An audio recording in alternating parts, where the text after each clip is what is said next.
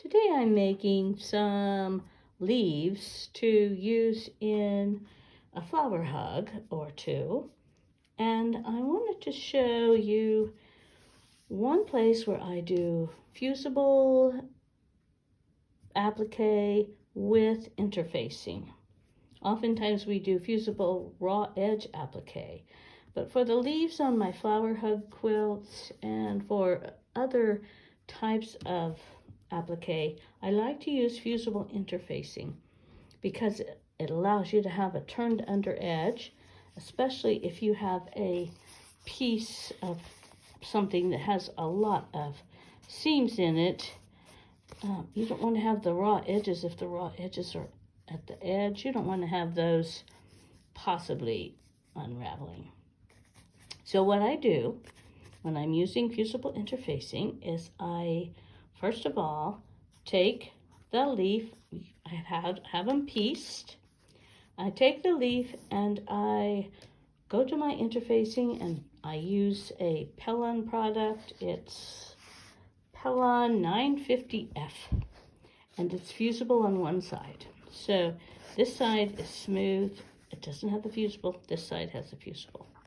And I draw just around the outside of my pattern on this where the seam line is shown here. And for me, I may draw one and then cut out 3 or 4 so that I've got several at one time. You just cut them right out around the outside edge. Then you take a leaf that for me, I've already foundation paper pieced this, and I pull off the paper, which is always helpful when you're doing foundation paper piecing. If you start with the number 1, that seems to pull it off nice and easy. Let's get this out of the way. So I lay this down and I put the interfacing on top. And this time I'm going to put the sticky, you can feel the rough edge, put the sticky rough edge. It's not really sticky right now, but you put it down on the right side of the leaf. And then I usually take and add a pin or 2, maybe one on each point of the corner and one on the sides. Then I'm going to go to my sewing machine and I am going to stitch right around the edge on the seam line. For me, I'm just going to go 1/4 inch away, all the way around with just a regular length stitch. And then we'll come back and do the next part. Now notice I've stitched around, and the place you can just go right over where you start. You start on a long edge, stitch right over it, go right into the corners, and then trim. I trim this edge just because there's a lot of extra stuff in there. I'm going to trim all the way around, and on the edge, on the pointy ends, I'm going to go across there and try to get as much of that extra out as I can. Okay, I've trimmed around the edge. I have clipped off the points on the corners, not getting into my stitching. Then you have to take your fingers and pull the 2 pieces apart. Pull the fabric away from the interfacing.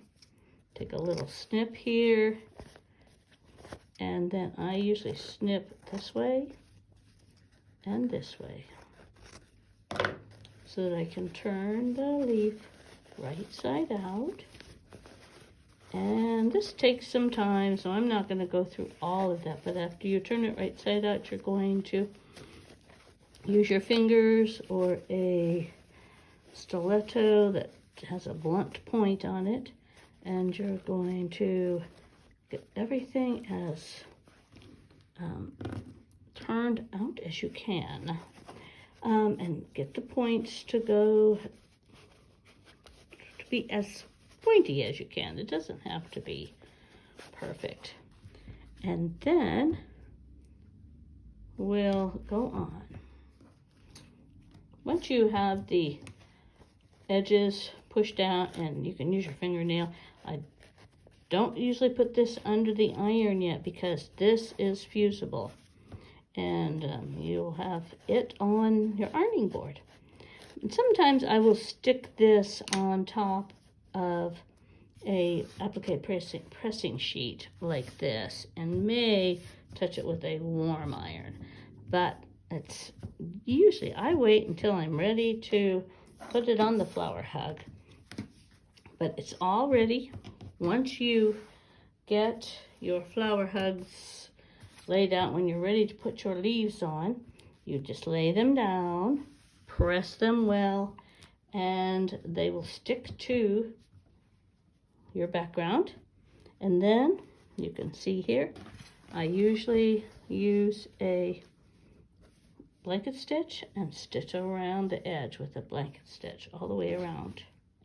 Very easy, and this is a great technique to use if you are making Easter eggs or circles, something where you want to have a nice turned under edge and not have any rough edges sticking out. It's applique with interfacing.